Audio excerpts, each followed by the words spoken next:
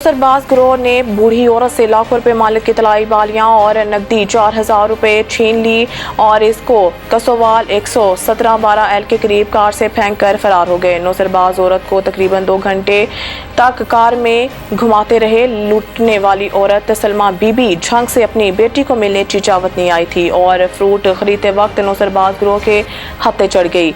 अब देखते हैं कौन सा पुलिस स्टेशन बूढ़ी औरत की दाद रसी करता है। अच्छा किन्ने बंदे सी? 3 बंदे एक मुंडा जा 2 तेरे बच्चे। अच्छा अच्छा एक ड्राइवर ते दुआ अच्छा ते 2 बुढ़ियां वो बाबा जवान देने। अच्छा उन्हें तो मैंने मारा मैं करके करने लगी ना रौला पाना। हाँ हाँ उन्हें मेरा मुंह काटता उसको गंदियां नहीं गां कड्डे गंदियां।